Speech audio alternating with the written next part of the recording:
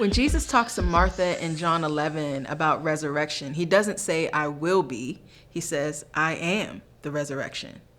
It's not a promise about the afterlife.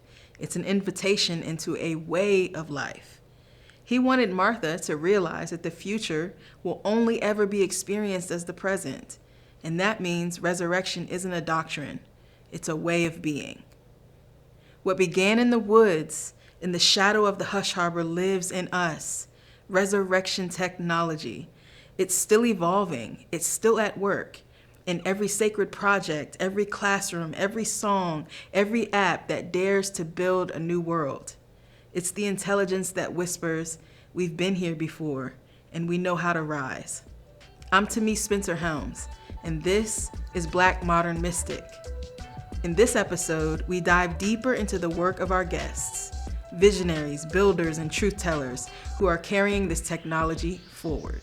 We begin with Dr. Amy Victoria Atkins Jones, who wrote a book called Immaculate Misconceptions, where she takes a womanist reimagining of the Virgin Mary and teaches us about race, gender, and divine significance. I wanted to think about birth, and I wanted to think about birth in a particular kind of way that took seriously Black bodies that have wombs, and to think about what that meant. And I also wanted to think about what was possible, or what might be possible when we create and open that space. And really, if Jesus is Black, it was a joke for quite some time, but it was true. It was like, well, surely he got it from his mama.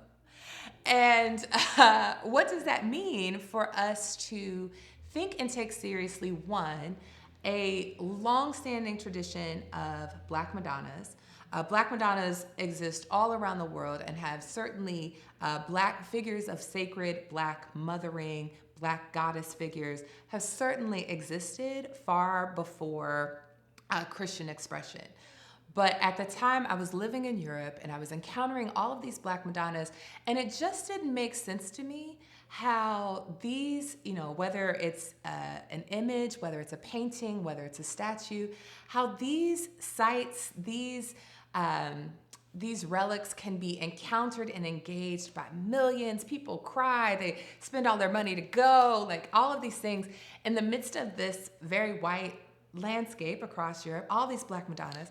And how somehow the sacredness of these images or these statues, the sacredness of that Blackness didn't translate to people with Black skin. What happened besides this sort of Enlightenment explaining away, it's smoke damage, or it's not enculturated, doesn't mean. But what happened that separated our regard for Blackness from the Blackness in our world and the Blackness of people, as we would describe this sort of logic or understanding of, melanin richness, right? Well, how did melanin become a source of impoverishment, really and truly? And so I had this kind of question, but then I also had a question of wanting to think and take seriously the human condition and human experience. And to me, when we think about theological anthropology, which is, what does it mean to be human? What does it mean to be created? How do we understand all of God's creatures? How do we understand God as creator?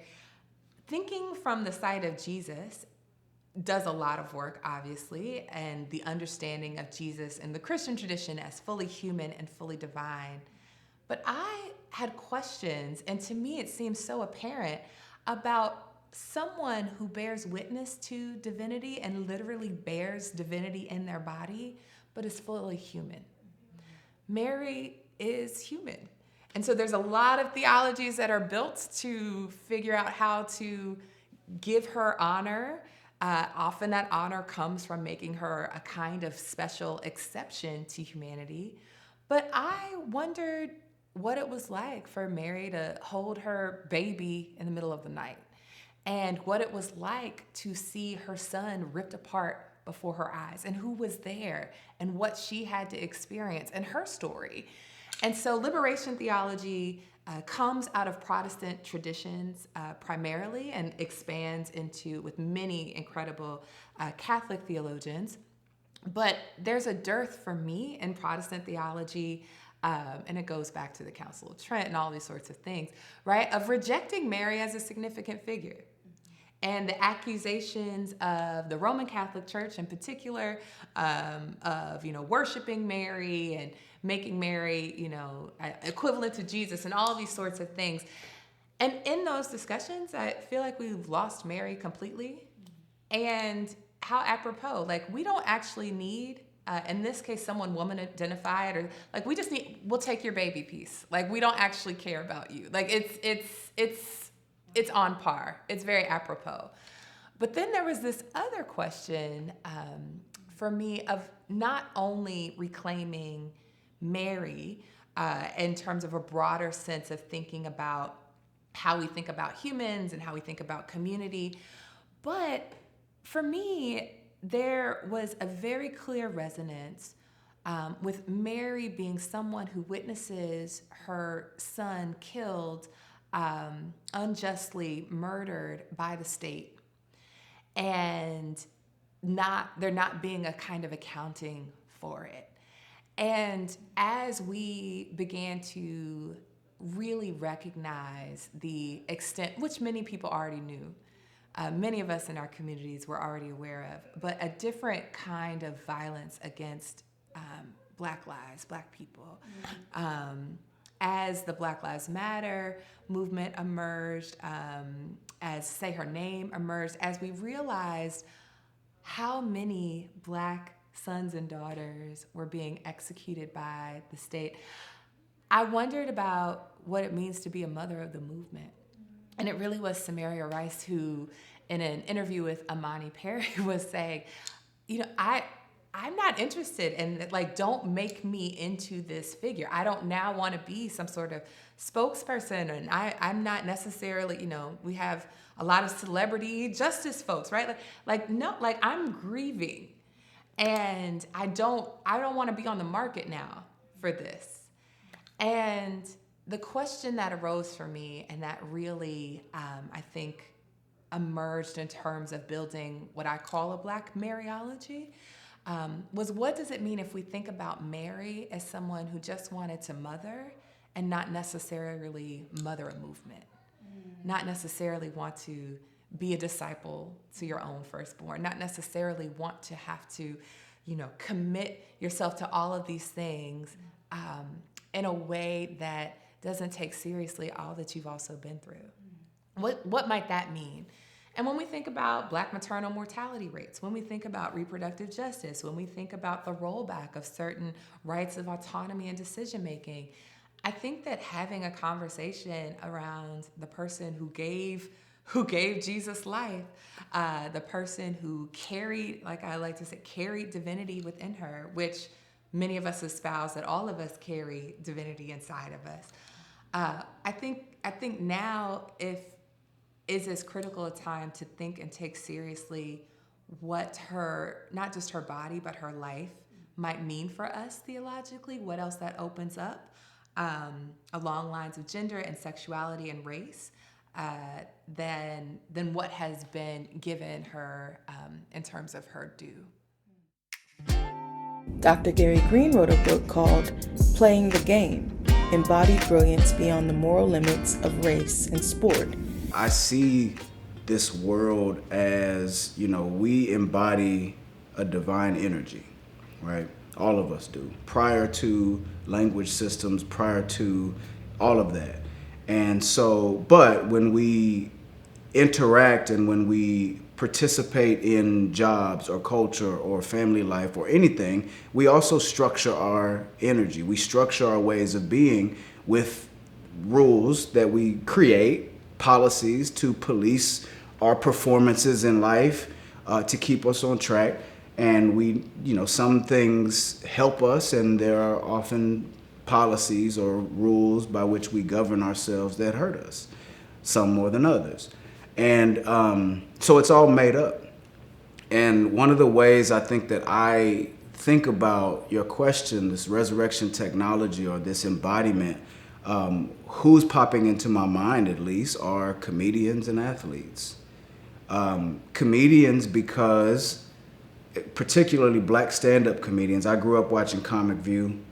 I breathed the kind of comedic as a mode of being. And my dad also used to, when I was a kid, he used to always tell me, son, you have to know how to play the game.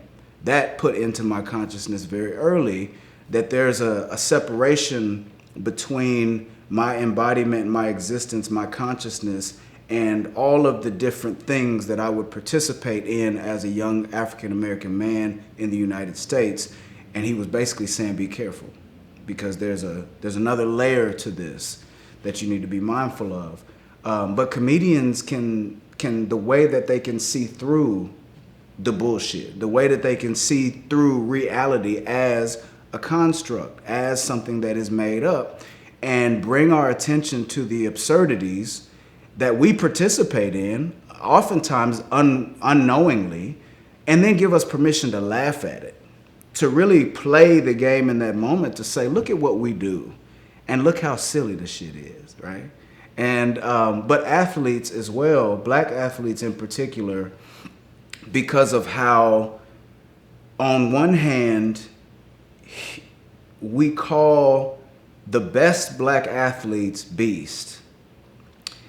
And the connotation is a freak of nature, physical specimen, just built different, with no acknowledgement of the ways that black athletes build themselves differently. You know, the spiritual discipline of training, of really believing in yourself, and I would say, maybe I'll talk about it later, but closing the gap between devotion and delusion. But there's a technology, there's a kind of embodied brilliance that is at work that I don't think we've learned to name, that we've developed a language for really understanding. And part of that is historical, part of it is by design. I don't want you to think of this segment of people as brilliant.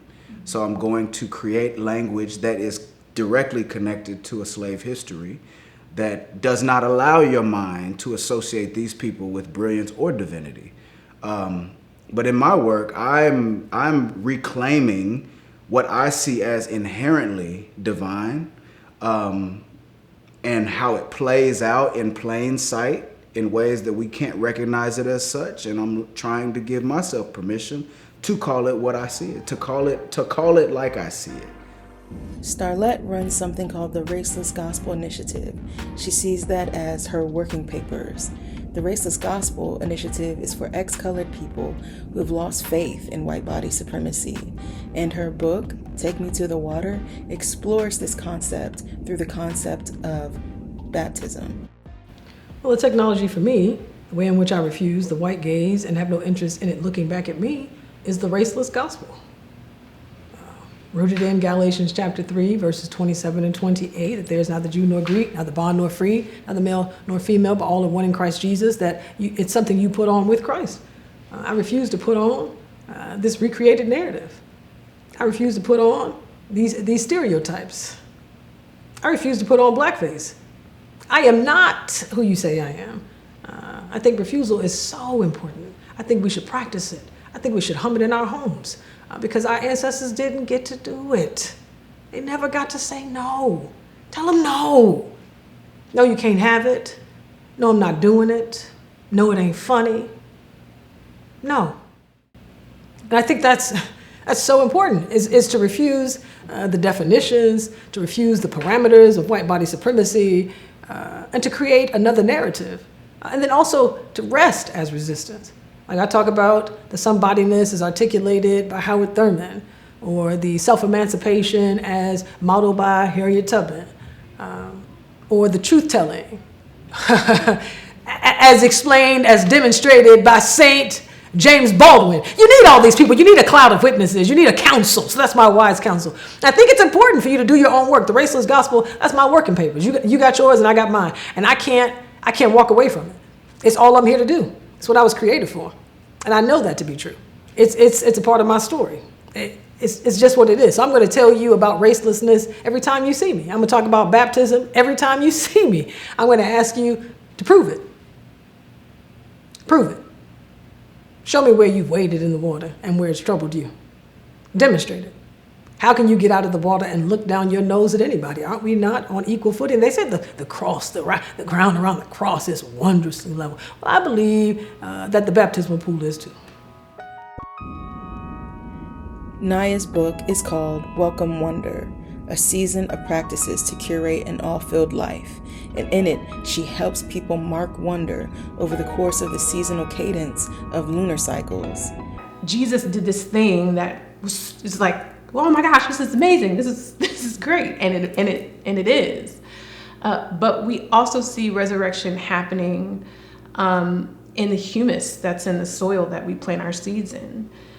We see resurrection happening when a massive star goes supernova and dies and leaves behind a planetary nebula where if you give it enough time and gravity, it will then create new stars and sometimes new planets if there's enough stuff there to do that.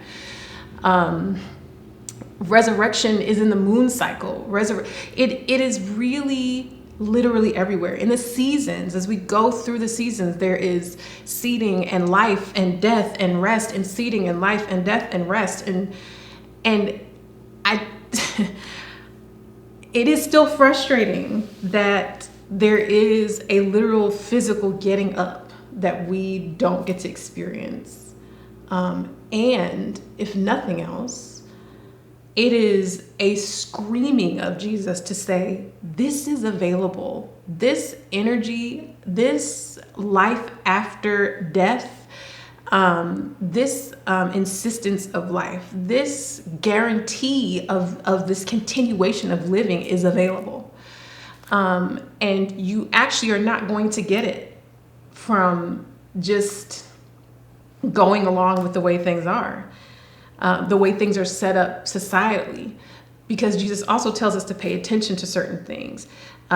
Pay attention to the signs. What's going on? You know, if you're at sea, how do you tell that there's a storm coming? Did you learn from the flowers of the field today? Have you been paying attention to the ants? Come get baptized in this water. There's so much about place and right where you are, where there's a richness for us to see and pay attention to the cycle that life remains in, and then say, okay, if this is what's happening, how does that then inform how I move through the earth? How does that then inform what I really need to be afraid of? And where I can put some hope and where I can place death. And that was one of the other things for me in navigating, okay, what are the cosmos telling me about resurrection, was also this idea that death does not write our story. It's a part of it. And for many of us, it's a part of it over and over and over and over and over again. But it's not our whole story. It does not have the final say in our story, and it does not write the story for us. Life does. And I think this is a big miss by the church, that Jesus is constantly talking about life. But we really want to keep pointing back to his death as this symbol of something to be like made primary and like as a focus. But Jesus was making us aware that he was going to die and then kept talking about life. And did some things where he didn't just raise himself, but he raised others up. So this thing of like Jesus's almost obsession with life is, I think, has been missed. And so this resurrection technology brings us back to that focus that Jesus lived as a human in a human body with a human story, contextualized in a human place with human experiences, all of those things. And he was not separate from his body. He was in his body and very much connected to the fullness of who he was. And that, I think, is the power of Jesus' story for us, is that in a world that tells you to be disconnected from your own body, as well as the eco body of being connected to everything around you. No, refuse that, because real living is being fully connected and fully alive. And look, let me show you how to do it. And so if we're going to talk about resurrection technology, I think we have to talk about the fullness of Jesus's life. And then we have to talk about life, like zoom out and talk about the life that we see happening outside of just a purely human context. Because when we get disconnected from the fact that I don't get to live without trees, you know, making the air breathable on this particular planet, as Carl Sagan says in this blue dot, when I get disconnected from that, suddenly trees don't matter. And there is no wonder in the fact that I get to take a breath. And there's no wonder in watching the trees change and go through their own life cycles, right? And paying attention to that. But when I can pause enough to notice something, a tree, a flower, a squirrel, the water, the air, the wind, the rain, whatever, when I can take the pause long enough to notice it, suddenly there's something happening between me and that being. And we start to rewarm that bond that's there, that has gone cold because we've been told it doesn't matter. Nick's resurrection technology takes the form of poetry. In his book, Carnegie Halls in Shower Stalls, or Should I Read More, he exercises in self-expression and healing. It's a collection of poetry that features writing styles and themes that range from life to love to every lesson in between. I haven't really been good at really identifying what it is I do, because I still feel like I'm in process of learning. And I feel like my curiosity is on a rapid incline. So I know that I exist at an intersection of creative expression, identity seeking, and spirituality, whether it be Black spirituality or otherwise. But I feel like I'm ready at each of those doors to explore a bit more. And I did spend a lot of time talking just strictly about, hey, poetry is XYZ. I'm a little bit more committed now to seeing how, because of poetry, we can talk about this. Because of poetry, we now have the language to assess this, interrogate this, laugh at this, cry about this. I feel like if poetry is opening the door, I'm ready to start building a home in there to see what we can do with the raw materials.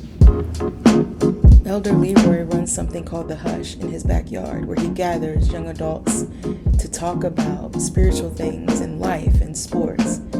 It's one of my favorite things to do when I'm in Atlanta. But like what I believe about the church is probably the same thing I believe about musicians and poets and artists and creatives, that the being underground is the power, right?